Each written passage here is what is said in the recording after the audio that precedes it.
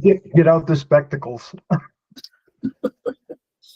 This house is filled with technology, and all of it is not what I need right now. So I was just like in their closets looking through the old monitors, and I was like, wait a minute, this thing's ancient. This doesn't even have the kind of cables that we need. Doesn't even have HDMI. What the hell? It doesn't. It was something else. And I was like, is that for the printer? Jesus. There is a TV that's sitting over here, and I was like, I got an HDMI. I could just put it in the television. Yeah. You're right here and do this whole wall. Nowadays you can do that. And you end up with like boxes and tubs full of like old cords for like protocols that don't even work anymore. I mean, I got original like phone cords, like RG 11 cords and stuff. And you're like, look, that was for the dial-up modem, dude. You can throw it away. Right? Yeah, but what if we go back? No. What if I need that tomorrow? You know, dumpsters of it, garbage. Anyway,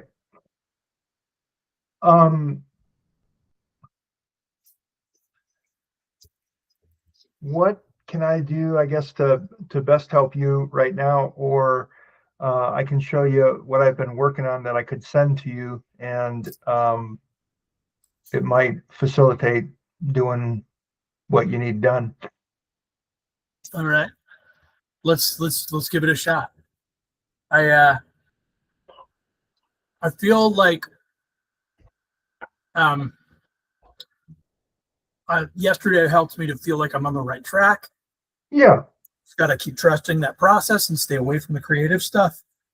Or put it in a regular container for your dopamine hits, I guess. And I guess just whatever it is that I ought to be hooked up to, please help me hook up to those things so that when I am following the process, I'm following the right method. I'm not trying to reinvent the wheel. Yeah, totally. I mean, you're certainly not doing anything wrong. And the one great thing about I guess the general approach that I'm witnessing that you're doing is you're willing to take on technical stuff. There's certainly some holes in the basics, which indicates that you're like willing to take on technical stuff. But you know, that can sort of make a house of cards, you know. So like I'm kind of the whole point of our interaction, right, is to help you fill in those gaps. So I don't think anything. I think the whole point of having a conversation is when you get slugged up in a log jam like this, and that's kind of the whole point of what we're doing. So it's a good indicator, you know, and that's the positive reframe. So I guess there's a couple of things I can, as soon as I figure this. Keep talking, I can hear you. Good. Do something. Entire screen, also share system audio. There we go.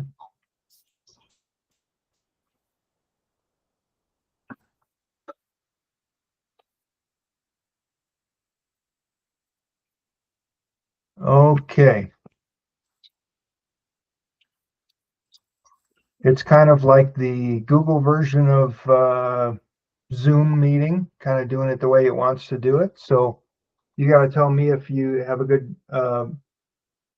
You can see my desktop here. Yeah. Yep. Okay, good.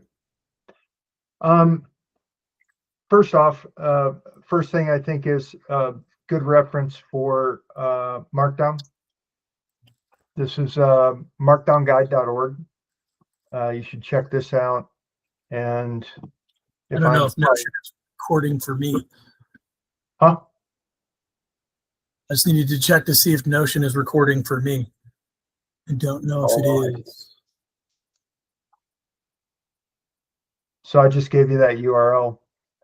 And particular to what we were talking about yesterday as far as having a program. Well, this does kind of all of it, right? So this tells you, what Markdown is. It gives you, it's got cheat sheets for things for the syntax. It has an overview of all of the basic syntax, extended syntax, and more stuff. But mainly here's a list of all of your different programs that are Markdown compatible, and this just is continuously growing. So one of them, when I looked at it this morning, I'm like, oh, Markdown. I was going to install this and try it out, and I hadn't. Before I was using Obsidian more regularly, I was using Joplin. I've heard Ghost is okay too. This is a pretty comprehensive list, but I actually use multiple Markdown tools for specifically to kind of have a window where here I'm, kind of working on my daily notes. Here I'm looking at raw files that I'm working on. And so it's not bad unless you're doing some weird workaround where you're trying to run multiple instances, which just ends up creating as much confusion as anything. Just having a couple of different lightweight programs to look at them and then get used to their function is probably the most bestest way to do it, I suppose. Then I can show you. Well, before we get into the Claude, here let's. I can show you. So here's bark text, and I have a few files in here that I'm looking at and working on. This one, see Claude updated this one, so it's got an indicator on the bottom. Then I, go through it and I can see, here's the H1 tags, so I can navigate through these things really well. In Obsidian, you can actually drag these around for reorganizing Markdown files. I'm not sure how much I want to reorganize them because a lot of times Claude is writing them in a sequence that makes good sense. So I haven't, it's possible, and that's cool. I just don't use it. So it's nice to be able to have this as your outline that you're looking through, and it's fast navigation, right? But basically, like right now, this is a core system frameworks build plan. This is my intermediate document that Claude and I are having a conversation about. And so if anything were to happen anywhere along the way, the thread crashes or something doesn't work or the system slugs up or the power goes out because we're up in the mountains, all that kind of crap. The work is never really lost because we have this mutual Markdown file that we're both working on.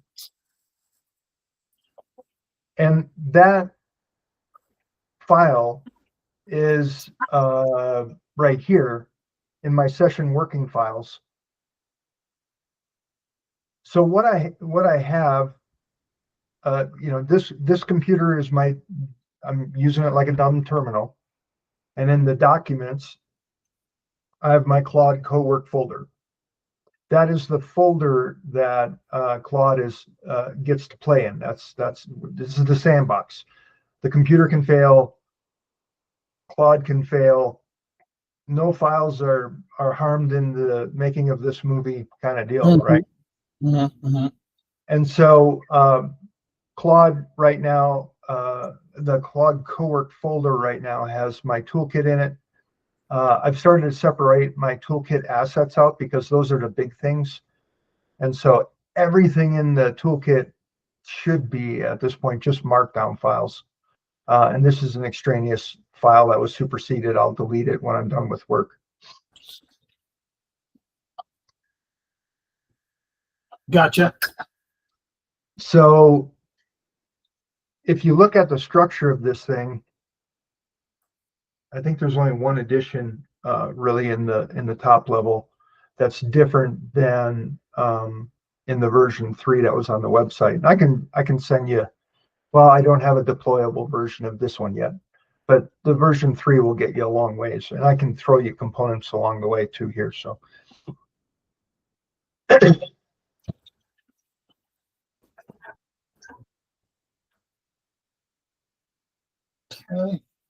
are you up and running? There Yeah, you I think go. I'm finally there.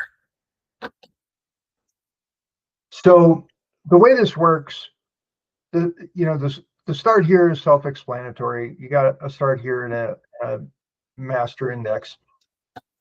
Everything's got an index and a README file in it. The README file is typically like human readable, and the index is typically for the AI. So, if I click on the README file, it's a short little thing because there's nothing really in this folder other than the start here thing, right? And then the index may have, it's a different vernacular, but there's nothing exciting about that. Then there's Toolkit documentation. This was actually about the idea of creating the super context and the deliberate practice tracker and manual. That's really what I have in the documentation. And then how-to guides is all of these guides.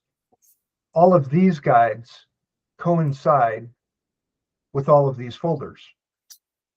And so this is the guide, the prompting guide that goes for the prompts. And so in the prompts and in the action of using the toolkit and using AI, you come up with more prompts, right? And so I have all these patterns that I had started with as a, it's like 250 prompts as a prompt library that I got from Daniel Meisler. And then I started creating my own core session prompts, core system prompts. And so there's actually clusters of a few prompts in here, like the session startup and then the ending master update.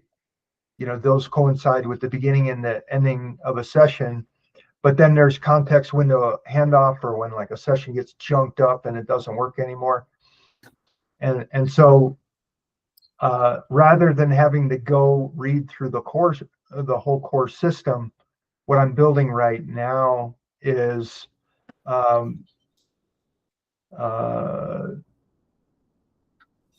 you'll see how this actually progresses from basically individual processes up through components and into whole models, right?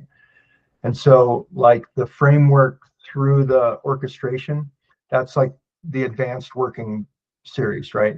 So you start with the conceptual model, you go into the workflows, and then you can create automations like with N8N and stuff like that. Those are rested in here. And then there's essentially orchestration playbook here and that kind of thing. So that covers those two. That covers those two. So we got documentation and we got like all of the capabilities of the toolkit, right? I was telling you about there's history and tracking, which has become system wisdom. And then the rest of these here are pretty just notionally named appropriately. You got session working files, you got ones that you keep, you got some support documents in here, and then there's a new incoming material folder. These are just working folders within the toolkit to do stuff. So that leaves us down to these two. The tracking has become 3 taxonomies. Captured system intelligence. I'm now, because I'm an independent researcher, I'm creating case study evidence. There's triggers in the system. I've now got a learning system in here for applied knowledge. There's weekly reviews and daily debriefs. And like one of the things now that I'm building, and this would be part of the artifacts area, which is here, is I now have this cool thing. This is an HTML document that's locally run in the browser and this is in the applied knowledge area. So what it does is it pulls out threads, so you can use this for learning of the what do you call it? The three taxonomies. So the my taxonomy, the AI taxonomy, and the dyadic taxonomy. So there's solutions in here for understanding the mental models and how the system architecture functions, because it's basically where I'm learning how the AI model works. The AI model's learning how I work, and then there's a coordinated taxonomy, kind of like Wired for Love, right? Like the husband and the wife have a third entity called the relationship kind of deal. Mm-hmm. And so what it comes down to is, code. Language is becoming code, code's becoming language. There's a whole new vernacular that's emerging out of this that is not necessarily commonplace vernacular for AI. It's emergent out of my personal preferences and how I talk to it and how it talks to me. So we end up creating sort of a custom glossary together. And so this is just, this is an initial, I just prompted for this, but I'm going to turn this into a completely, vibe coded dynamic learning platform. And then that will, that can sit in the system wisdom in the applied knowledge area, because there's a glossary of terms here. You start seeing all of this show up here. So these accumulate. There's practitioner notes, this catalytic ideas register. This deals with the intellectual property development. So the learning system emerges unique ideas that you have too. So this helps to develop everything from IP that you can talk about, you can publish, and upwards of giving you a full schematic map of all your intellectual property for writing a book, stuff like that. So it also captures all the references and citations. And I still need a function where I bring in my Zotero citations catalog and all 1,500 books and stuff that I've read and all that kind of thing. You did a couple of those preliminary steps already. So does that make sense for just the understanding the scaffolding of the toolkit? Somewhat. And I'm also recognizing that I feel like I've started in the middle somewhere, right? Yeah. Yeah. And like you just even numerically you did. Right. And you opened a readme file today and my brain goes, oh, it's actually asking you to do that. All my life I've seen those and been like, that's not for me. That's something that the people who made this have. Right. And so we could also call it the RTFM file. Read them. You know what RTFM is? Is that what? Read the motherfucking file? Oh, this is our generational gap. Read the fucking manual. That's what it was. Right. Read the fucking manual. Yeah, I've heard that a million times. But but yeah, that's. Well, I don't know. I'll show you where you started, because the one thing that I didn't walk you through yet is the context files. So that's what's being carried with you. Everything I've showed you so far is a wrapper for you to work with, right? And so all of this stuff and all of this stuff is scaffolding, and here's where the gold is. And that's what I'm wondering about is when I look at all of that, I'm like, God, I cannot imagine trying to learn how to put all that together. But I know that it's really valuable that I do. That's where I give you the toolkit. Okay. And I mean, the third-year manual basically describes all of that in a much more wordy fashion.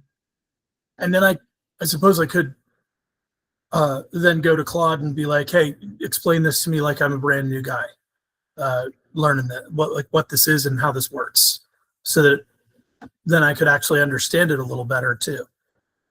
Well, yeah, and I can demonstrate this shortly because this is a toolkit, but it's not just, it's hard to describe. What I do, I have a specialized set of instructions in here to create a clean deployment version of the whole toolkit. Right. Because we don't want context to pollute each other, right? That'd be just like, that's like perpetuating prompt injection, right? It muddies up the context. So I need a way to create this toolbox in a bleached fashion and give it to you. And then you start using it, and then it starts populating itself with its own wisdom based upon you. That's what the system is designed for. So what it really comes down to is you've started creating your context files. Those all live in here. And now in the version 4, I have AI context also. So then I'm developing this asset package definition, because basically what I did, I mean, if you disregard the how is this thing laid out, and if you go to this is your 6 nested Russian dolls, and all of your context files flow through these 6 levels. And your foundational documents are your personal identity, all of this stuff. This is all your markdown files that are the 15 personal ones. All of the business ones, same layout. Here, let me just make it.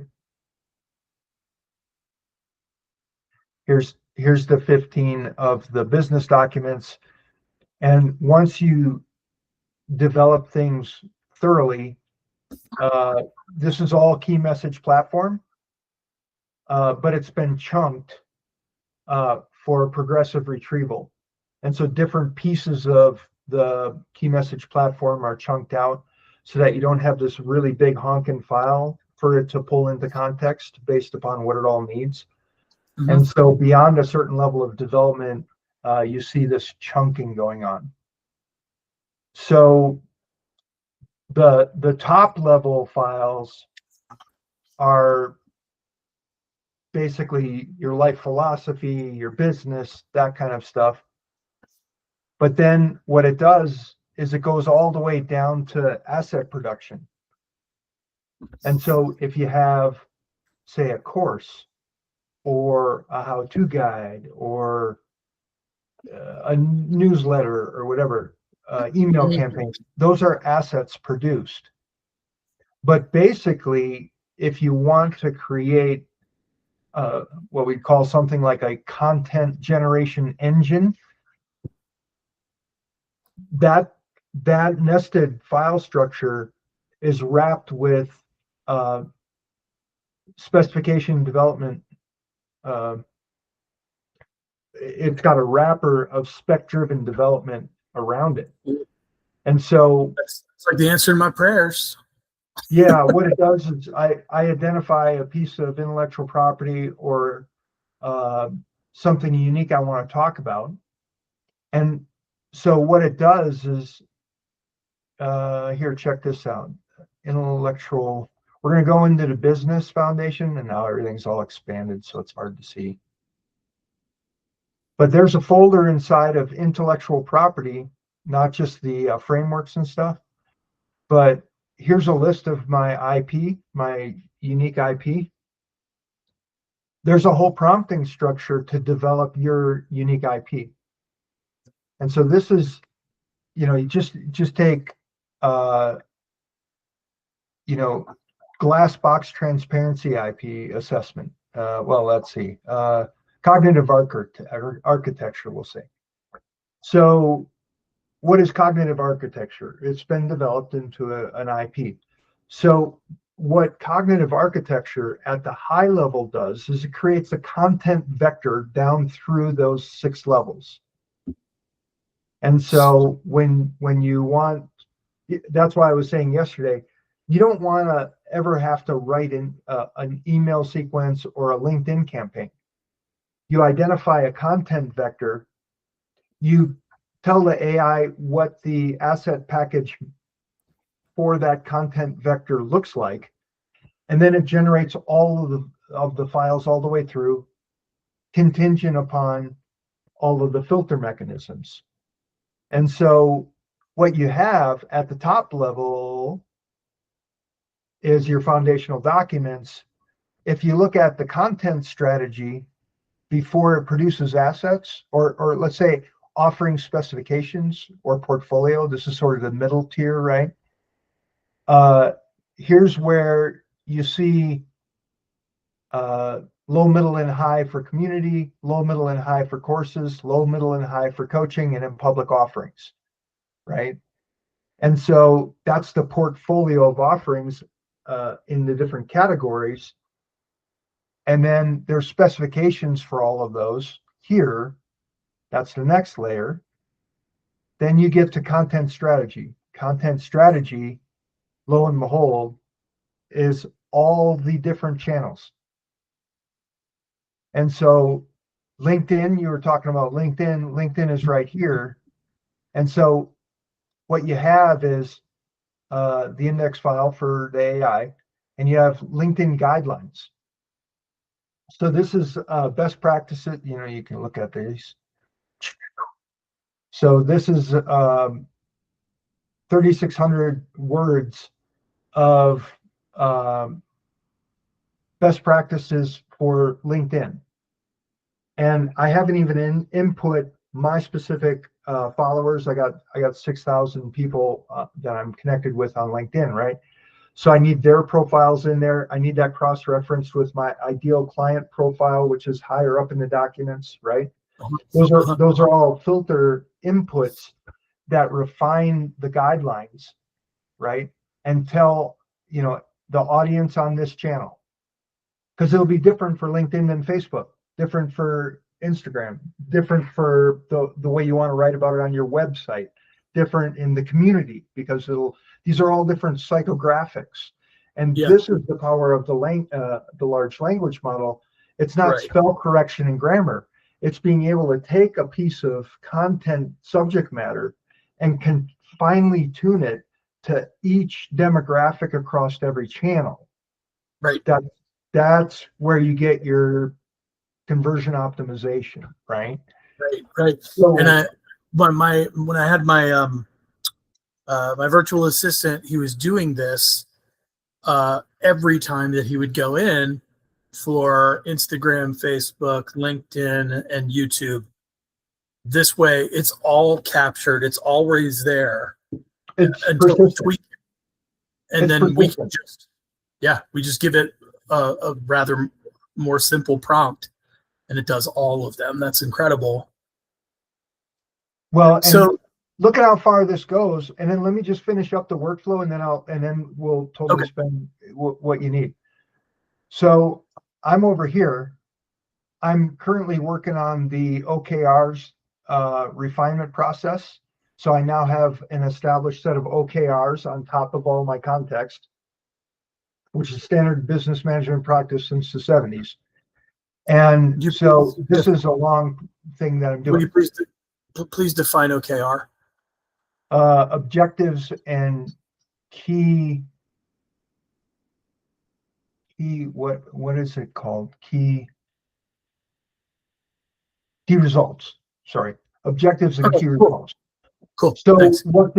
what this is, you know, if you've heard of prompt engineering, context engineering, this is intent engineering. And so this component plugged into the system, then I can conversationally just tell Claude to go in the toolkit and tell me the next thing that I need to do. I let it be the entire management infrastructure, and it'll give me a few options, and I'll say, that sounds great, do that. Awesome. Almost literally that generally. Yeah. And then I end up with a bucket full of, I end up with a asset package full of things to copy and paste. All of that being automated then allows me to focus on automations where I want automations, real-time activity.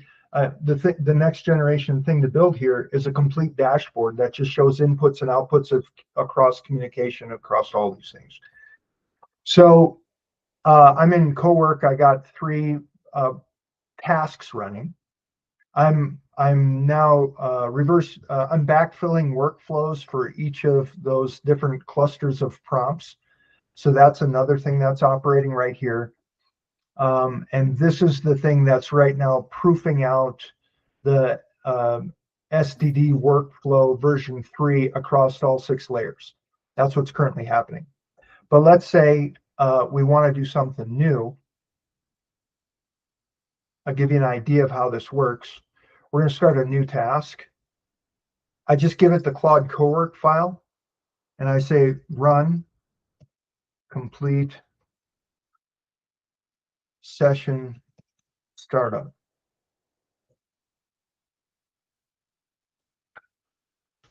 And while we're now talking about your stuff, you're going to see what it does. And so I've done this for each of those each day, and I run them through to work completion. I say, do a checkpoint update to capture completed work in the system wisdom. And then somewhere along the lines at the end of the day, in the last task that I'm closing up for the day, I say, run ending master update. And so it creates a daily debrief, and it gives me a synopsis of all the work that's been done for that day. And so it's now found the session startup prompt. It's going to load the super context. It's going to load the AI preferences, the didactic preferences, and the human preferences from the system wisdom, along with a few other things. It's going to tell me what I'm currently working on objectives wise, and I can, and it'll ask me if I want a daily brief. So when I do multiple tasks, then I don't obviously need a daily brief for each one of them, so I don't want to waste the tokens. So then what I'll do is whatever process I'll be doing with this particular task, I'll say new project, 17, whatever it is. And then now it just sits in rotation with these other ones. And so I'm never waiting for work. I usually by 3 to 5 is plenty to keep it going all day long. All I got to do is juggle between them, know what I'm talking about for that one, and it just keeps going. So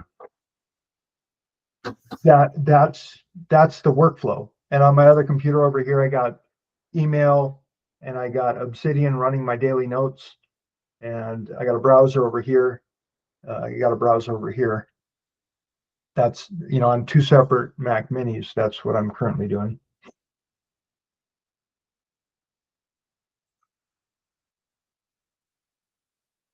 Might be operating a little bit slow because of the meeting that we're currently having, but Okay.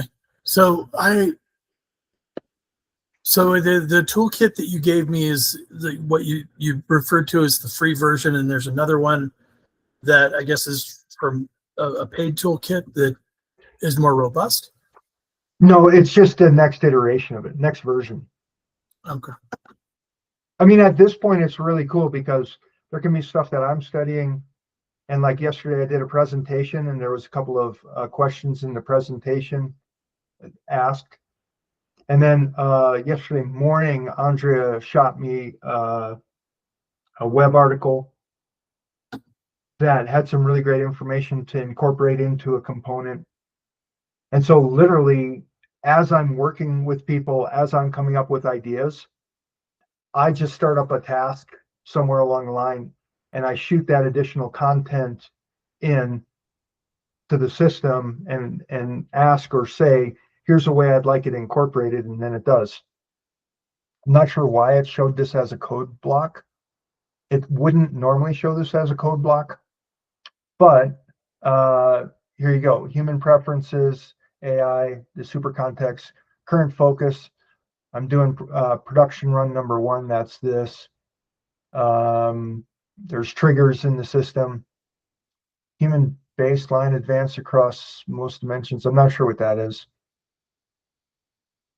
And normally this wouldn't be a code block, but then if I want my daily briefing, I just type yes. So if we pretend that we're at 4:30 in the morning and I'm getting going and this is my first task, then it'll look at yesterday's daily debriefing correlated to my current priorities based in the super context. And it'll tell me what I should be working on today so far. So this is how I create guardrails for it, but also guardrails for me. I got me, I got the AI, and everything happens. Everything happens. Yeah. You get it. It all happens in this folder. That gets pulled out and copied. You just copy that out, right? And it all happens in this toolkit. It's a 13 meg file after months of work, right? Right. So what I'm doing is I'm actually building up the toolkit with my own preferences, all of my experience, all that stuff. Yeah, exactly. Cool. I just unified it. I wanted to make it into a standard for everybody. Right. Because most people don't even do what you're doing, even if it's full of holes and jumping ahead, right? It's about having a disciplined approach, and we need an artifact that helps to create that discipline. And so the toolkit is basically that scaffolding. So it's going to be the primary incentive for joining the community from here on out. It'll go through many version updates as it goes. Again, it's a small, light file, so no big deal, right? And actually, what I could do, if everything functions right, okay, here, watch this. Weekly context, today's focus, active projects that I'm working on, right? Got to do my tax prep and all that kind of stuff. Capacity check, here's like my workflow right now. I don't have a construction constraint for today. It understands my schedule. Blockers and questions, these things need to be answered, right? Recommended schedule, quick wins that I can do for the day. Development focus, this is like a light version of that learning from the taxonomies. Pitfalls to avoid. To create things like this, and this is so much better than what I was trying to create. Like I was just blind, trying to feel around for things like this, and this is so incredible that it'll do what I hoped for, and that's like give me that short list of things that I need to do. I need a quick win, things like that. Yeah, and so also my intent in having this be the core like freebie. And it's not one, it's like an entire list of things. I can make videos on the toolkit components till hell freezes over and I'll have free content, right?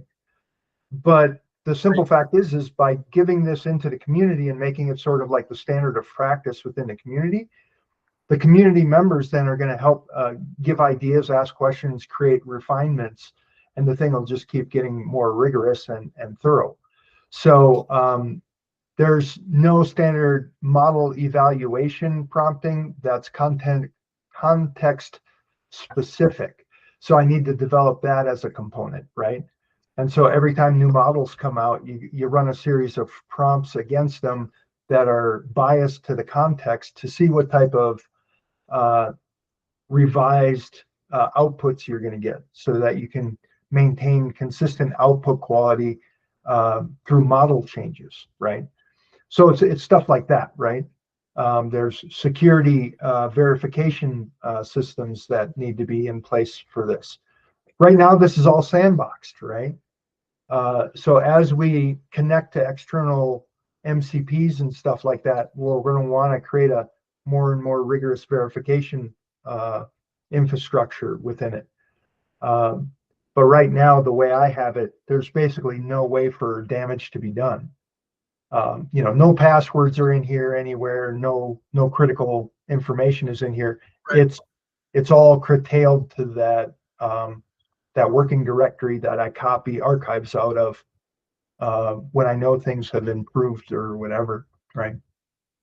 The only thing that somebody really could steal is IP, right? It's in the free domain because it's freely offered, so they wouldn't be able to copyright it, and there's no real reason to do that. And honestly, for most people who sign up and do the whole thing, it's like buying a book. The vast majority of people are just simply not going to do the work. Right. So you're going to get out of what you put into it. I guess what I mean is, like, if somebody wanted to sneak into your account, grab everything that you already built and just build from it, like all I'm of giving the it work away for free. They can. Right. That's the only thing that I've thought about is like who might want to grab what I've been building and take that and use it in their programming. But maybe that's not the world we're going to be entering into soon, because it's not knowledge, right? Well, two things. First thing I'll show you, this is one of the things that I developed. And so watch this, run, complete. So as the toolkit sits right now, I'm creating a deployment version of it for you. The toolkit itself is scaffolding. The context that you create is really where your intellectual property lies. Right. And imagine if I wanted to be the guy stealing your intellectual property.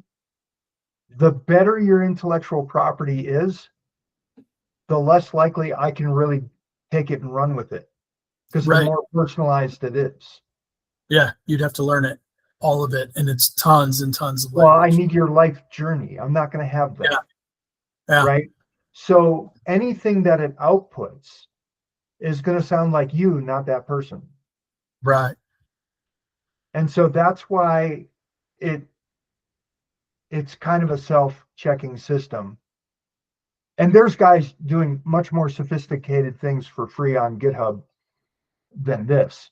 This is rudimentary by comparison to what a lot of guys have done. And I do want to get this eventually on the GitHub repository, so that the deployment side of it is not a one-off deal as I go.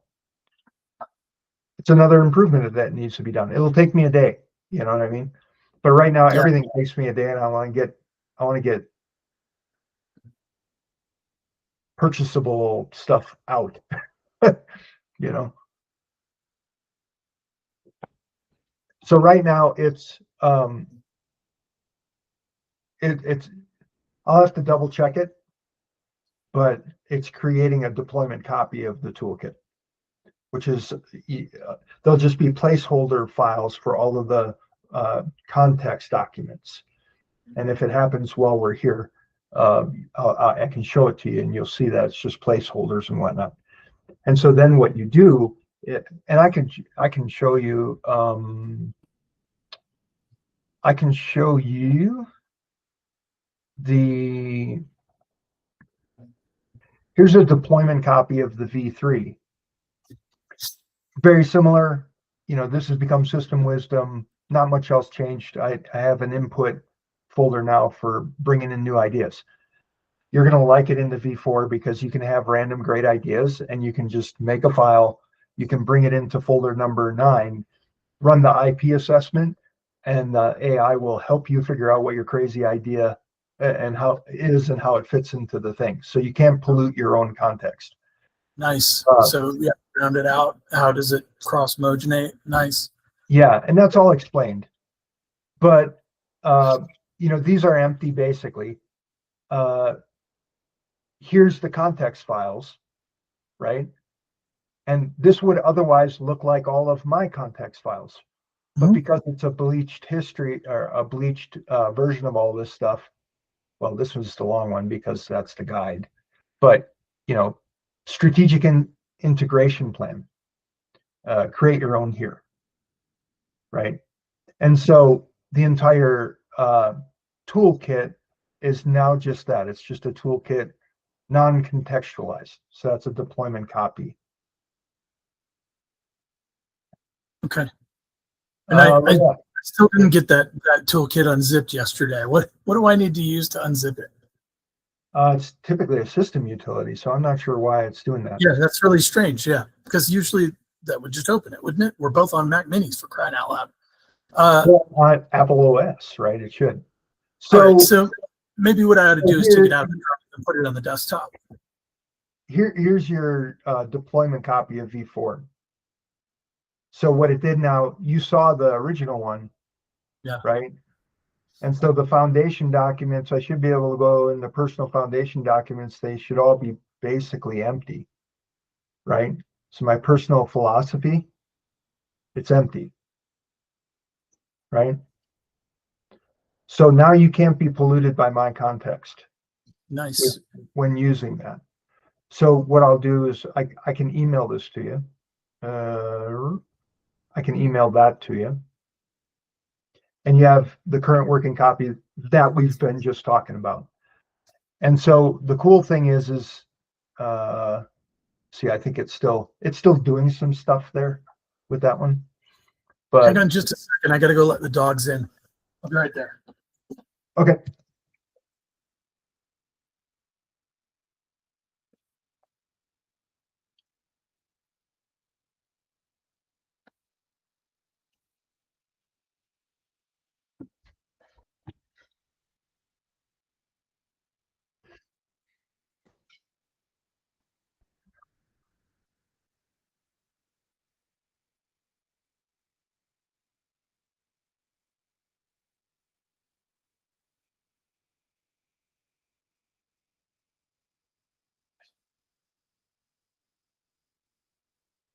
All right.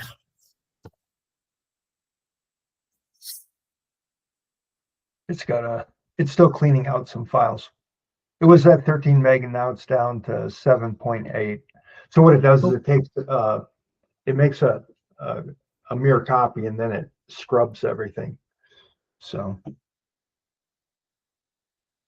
that sounds like a long, complicated process. It was actually easier than creating a GitHub repository and starting with my push and pulls and stuff. Hi. So that's my essential workflow right now. And there's a lot of underlying strategies behind token efficiency. You know, basically I can hammer the GUI all day long with production and never hit my max plan. Sweet. Have you got a little reference sheet for that? It's all Markdown files. Oh, so it bypasses having to do all that extra thinking. Yeah, I'm watching mine go by. It's like spending thousands, and I'm like, what? What do these numbers even mean? Means money, money, money. Yeah. I'm not going over, thank goodness, but I'm not at all at my full potential either. So when I really start to beef it up, like this is going to save me tremendously. And well, it's the intent of this. I mean, keep in mind what I'm building for in those context files, using the spec-driven development system across the entire thing, not just a, say, spec-driven development to create a course or a newsletter, let's say, and not having all these different fragments because they're all based upon the same business strategy, right? And so I expanded spec-driven development to be full spectrum in the context. And I stated the goal is and the AI will not agree with you. You have to tell it. Because it essentially thinks it's, wow, that's a lot of human work. So it thinks it's a lot of work for itself. And the stated goal is the token efficiency that is gained when you've loaded context in order to create a course module That's the same context you need for an email campaign, a LinkedIn newsletter, a Facebook post, a blog post on your website, launch email campaigns, landing page. The context is all already loaded. So give me a Markdown file with the copy for that, and for that, and for that, and for that, and for that. And this system, I explicitly designed it so that I can create 20 courses at one time. Amazing. And so it will, and the 20 courses will have all of their promotional goods in the asset package. So what a time to be alive. Well, because it's all Markdown files and it's all contextually specific to what's contextually loaded in that thread. Yeah. And so why wouldn't you have it? It goes, oh, that's going to be a big project, and it creates a multi-month implementation plan. I'm like, no. The token efficiency of using one context load to deploy all of those digital assets is orders of magnitude higher, right? How many people are going to have access to this so that we're all doing this in business? It in different ways gets engineered into the system over time. Yeah. But this is essentially my reasoning behind the long play for the community. And that's why this is really the thing to get for free in the community. Yeah. So you do a free registration and then you get this. The whole rest of the paid tiers is basically how to get this done. Right. And I'm now, even pull back from that, I'm thinking about how will this impact business in general? The old thing, like, I think the internet's going to change the way we do business, right? Like, how many people in the population do you think will have access to something like this and be able to orders of magnitude their business like this? And what implications will that have? Well, there's a distribution curve for sure. Yeah. Right. The scale of adoption is much less than the scale of development, which is much less of the scale of finance. Right. So everybody and their uncles dumping truckloads of cash into AI right now. Mm-hmm. And then the development needs to catch up with that. And the development is going super fast. Right. And the adoption curve is actually being very clunky and slow. And the majority of people will adopt it differently. What I actually see right now is the different big AI models, the frontier models, basically play to different psychographics, and they specialize accordingly. And so I'm actually seeing sort of archetypes cluster around certain models. And so, like Grok is something like a Swiss Army knife multi-tool, right? Mm-hmm. I've started doing the high quality image generation stuff, and there's video right behind that, and I'm going to have the live avatar and those types of things. But I'm actually really happy for quite a while having nothing but really well-written words on the thing. And I much rather have long, hard to read it all, well-written words that somebody can just summarize this page on than having flashy, well-edited AI-generated videos or something like that. Like, I can do that downstream. And so Claude, as one of the assets produced, will generate those big image prompt scripted image prompts for the 5 images on a page when it's generating a page, right? And one of the things it can do is it can generate the entire website of content based upon a content vector here. And then I just copy and paste those over into Nano Banana and create the image. But it's not my primary focus. My, 80% of my time right now goes into making this thing better. And the calculus is simple. Is yes, I have a huge amount of upfront work getting all of the rich context in order and the SDD workflow completely working. But somewhere after all of the homework, I pull the trigger and a shit ton of well-refined, very great high-quality assets come out. And then it's just a matter of copy and paste into the platforms. Yeah. So that's the objective self-awareness that I'm operating with. That's making me I'm so excited for this because I'll be able to move like I think, and I'll be able to complete things that I couldn't before because I couldn't move that way. So there's this part of me that's like, am I going to be able to create things that are going to help my industry as a whole? And then like, could I turn to therapists and begin to help them, some of the programs that I've worked for, because it's a lot of CEO mindset, not a lot of operations, not a lot of administrator like that focus that help them to do the job even better. I don't think that a lot of them are going to adopt this stuff, and I'm kind of surprised that I'm willing to lean into this. This is usually something that I'd be like, too much, don't want to try to do it, but I see this as being such an incredible opportunity. So I don't know, I guess I'm dreaming a little bit. I'm like, I wonder if there's something that I can build here that will come out of this, that then I can sell to them, give to them, something that ends up helping mankind that much better. Yeah, well, you have your own business, right? And it's a little bit of, put the oxygen mask on you before you help your neighbor kind of deal, right? Yeah. So you have to get that secured, right?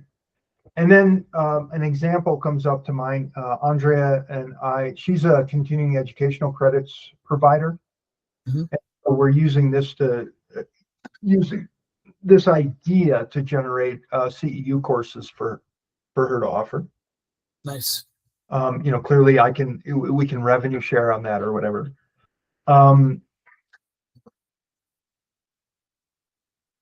The vast majority of people will do nothing with this. They're distracted by doing other things.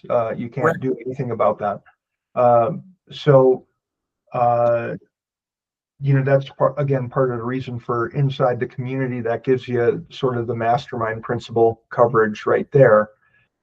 And then the other thing that really my mindset is about, it's not about the toolkit per se, that's just the artifacts, that's a downstream thing, is to whatever degree at any time you're engaging with your industry, using this type of scaffolding, every question that's asked, every key thing that comes up on the audio transcripts in the meetings, those things, now you have a good use for summarization, because you just peel out the actionable items, you throw them in the inbox of the toolkit, and then just interview with the AI. Does this make sense? Do we include it? Do we reject it? Right? That's. Do we refine it for inclusion? Is it all ready for inclusion, or do we reject it? Right? That's just the three states of everything. Right? It's in, processing, out. Right?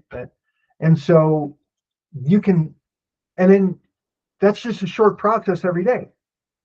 And so your intellectual base, your intellectual property base, and your asset generation now captures and includes and improves real time with your day-to-day activities. That's really the goal. And to whatever degree the industry is willing to follow suit, or you're able to, you can just ask the system, basically. What is the thing that I can create for the industry that will help the most or be adopted the most or whatever, right? There's a quality and quantity curve there, right? But that's the mindset that I'm encouraging you to take in your day-to-day activities, is to basically across sessions and threads and chats with the AI, the key performance indicator is something like intelligence captured per token, right? And then what you decide to do with that intelligence is sort of like the follow-on metric, right? Intelligence, actionable intelligence captured per token, and then intelligence acted upon and delivered for valuable exchange. Something like that is the coupling, right? I mean, you listen to that a couple of times. This is going to go up on the site, right? The recording of this today. Yes, I'm just behind on updating it. Okay. Or did you want to talk? Or did you want to talk about something in private? No. I just wonder if you'd be willing to send these to me. If they're not getting up there, just send yesterday and today's. Well, actually, I don't need yesterday's. Just today's. Yeah, they'll be in the. Yeah, I can send you a link, a shareable link. They're in the recorded meetings. Because what I've been doing is compiling it into my Notion and asking it to, and then asking Claude to pull out the information that I'm finding that I need some gaps filled in on, and then learning about that so that I don't keep showing up with all these holes. It usually takes a few hours for it to render up and show up in the recorded Google Meets, and then I can send the link. Okay, thanks. And I'll review that deployment copy, and then what I can do is update it on the community site, so any future people who see this can see that walkthrough and go, "This is the greatest thing since sliced bread. I want to get it," and register. Right. And so then I think you got to come up to snuff on Markdown, get really good fluency on that to fill in that gap. And then I'm not sure why the zip file's not opening, but we don't need to troubleshoot that right now. What I would do is just go into, Comet, Perplexity, Claude, in Chrome, whatever, and just say, why can't I unzip a zip file on my Mac? Right. And it was just so odd. Yeah, but that'll spread it out.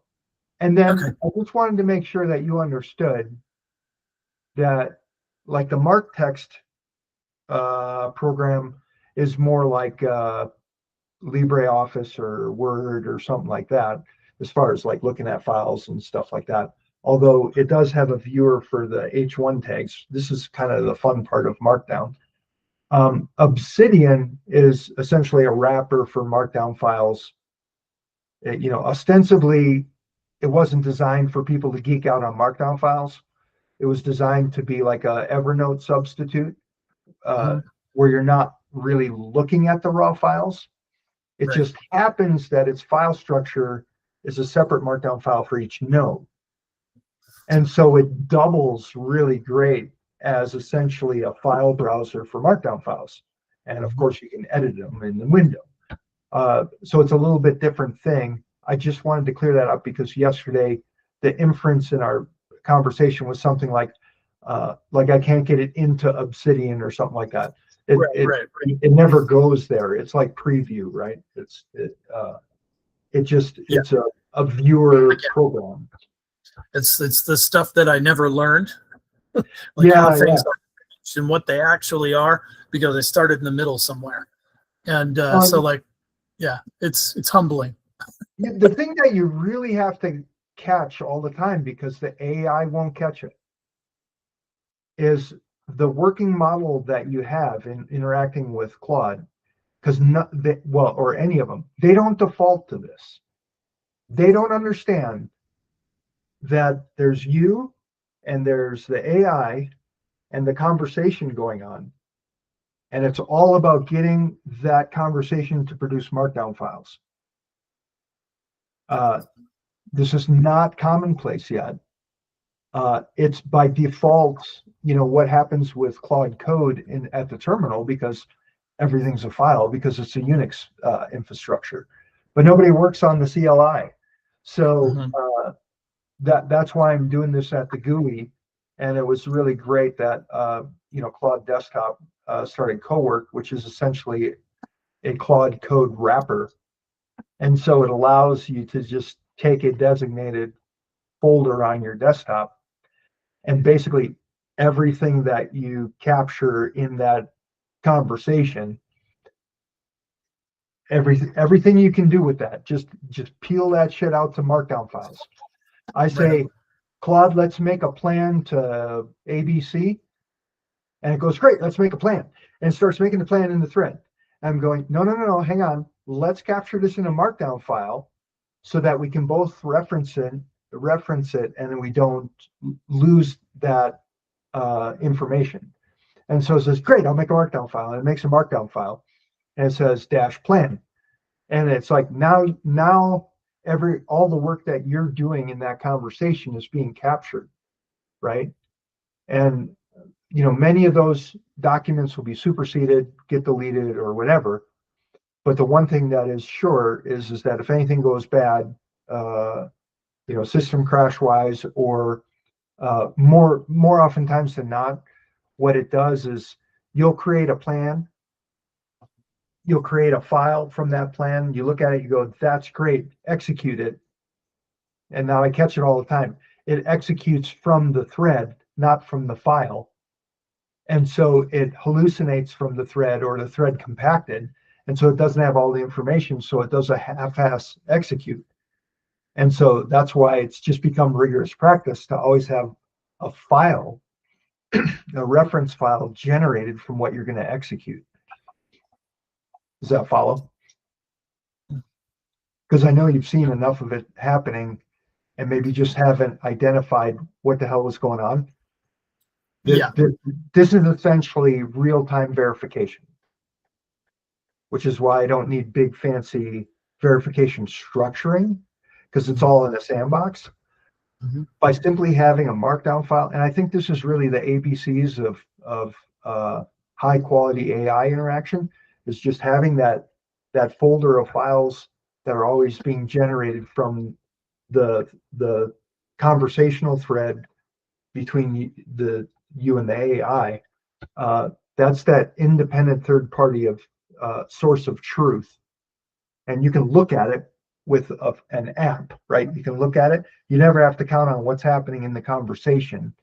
And so when it all looks the way you want it to look and it sounds good, then you say, great, execute it from the file, not from within the thread. You'll be a lot happier with what goes on. Don't ask me how I know over and over again, Yeah. So it's really sort of an emergent behavioral pattern that I kind of evolved into, but then, in sort of realizing the benefit of what I was doing, that's how I created the toolkit. Because then it's like, well, you should probably have all your prompts in there. Well, you should probably have all your guides in there for how to use all of this stuff. Wow, it's getting kind of sophisticated. We should track some history. Oh, okay, look at this, So it evolves and evolves, and now it's like a really robust, systematic approach. But you gotta learn how to do it and then be disciplined about doing it that way. And it's a pretty short learning curve to realize the benefit of doing it this way, I think. It really keeps things readily apparent. It's portable, archivable, obviously. But idealistically, you should be able to take this thing on a thumb drive and go plug in this.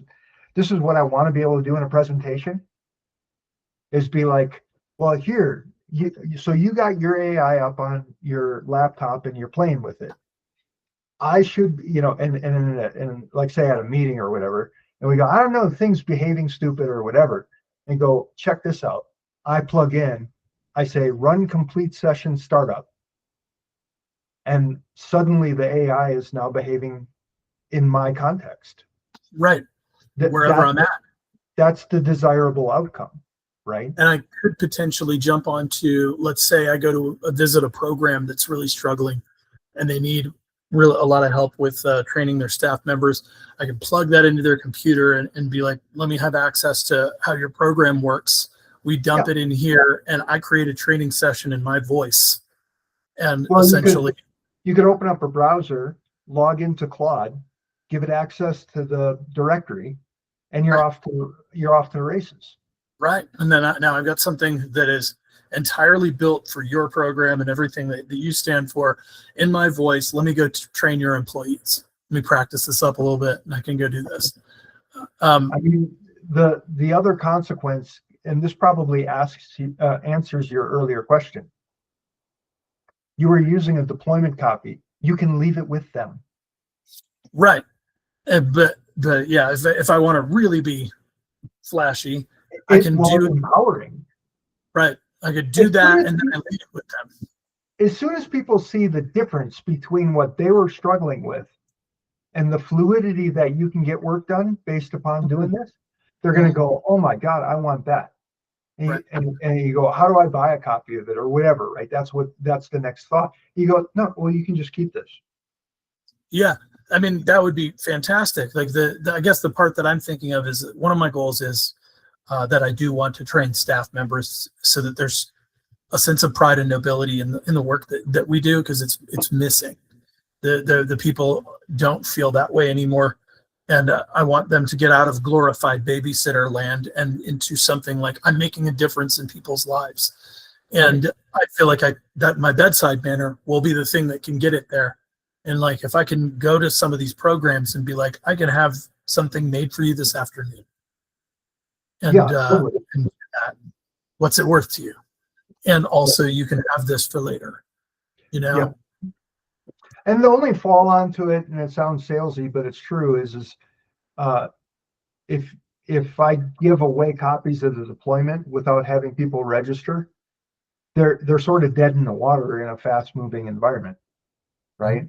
And so that's sort of the point of having to register for the community in order to get the toolkit. Yeah. The toolkit proper in a generic fashion, not what you're talking. You're creating implementations for your intellectual That's property. why it doesn't quite make a whole lot of sense to leave it with them unless I'm also giving them instruction. Go find Harlow, and otherwise, that's where I'm just looking at. Could I actually step in? There's the side that you monetize, and then there's the side that you use to empower with them. You know. I mean, I want to do all of the above. But yeah, it just seems like it's possible for me to step in, having created a curriculum that it already lives here. I've trained hundreds of people, but now I can be like, here's the demonstrative tool that I'm going to teach. Do you feel excited about it? Great, let me get started, and that's opening up such possibilities. Like being able to help this industry recover from what it's been through and maybe be better. Awesome. Well, and at the base of this, in order to stay in business, right, there's a general, I think it's a sales thing, and it's something like sell the what and buy the how, right? Something like that, right? Mm-hmm. There's the base understanding that the majority of people will not do the work. Right. There's this psychographic nature of DIY, which is why you make courses. There's hand-holding, which is why you have coaching. And then there's the social butterfly thing. They need connection, right? That's why you do a community. And then you need incentives, because Arthur Laffer economics, people respond to incentives, right? Yep. But other than that, you have your intellectual property. That's the value. Bedside manner's the service. And the rest of this is, just general empowerment. Give them the tools with which they could do their own work, and then help them how to do that work is, the monetized wrapper of that. That's where I think that's the balance between being a missionary and a mercenary, right? As far as capitalizing on your materials go. Right. And having that written into the thing gives you, you feel like you're on a firm footing and confident in doing what you're doing. You're still going to create a paycheck, and you can still give out a lot of stuff. Right. What I want people to feel like is that they're getting way more than what they're paying in. Like, I want the value to be that high. Yeah. And exchange and I just want to be able to go play outside every once in a while. That's all. And really, that's where I'm headed anyway, is like to do the work outside with people. So yeah, totally. The cool thing is and it's not often understood is I don't know if you've read Michael Gerber, The E-Myth is kind of a classic. Yes, I have. Yeah. So you're a good technician, but not a good business manager, right? The cool thing about this is if you're an astute business person, you run the whole damn show by KPIs anyway. You just let the data dictate next actions. So the great thing about this is you don't, when you have a good system like this, you don't have to do the mundane stuff because that's all knowledge work. The AI is great at that. And you don't have to do the CEO stuff. Like the top level managerial things, there's no decision making at all. Just watch the patterns and tell me what to do next. And so this is, I think, probably one of the biggest upsides of AI is it allows you to just be a really great technician, work with people, and then just be wrapped by a ton of really high quality stuff, and knowing that the feedback mechanisms are there, and the day-to-day quote unquote management and the toil of content generation, whatever that looks like, is offloaded. Yeah. Outstanding. That's what this does, clearly. Yeah. So. All right. I got to get on to the next thing. This was awesome. Thank you for 2 days in a row. Thank you. Yeah, you're very welcome. I'm glad glad you're doing what you're doing, and the struggles that you have are captured, improved upon, and so the next person doesn't have to. That's what we're doing together here. So it's great. All right, man.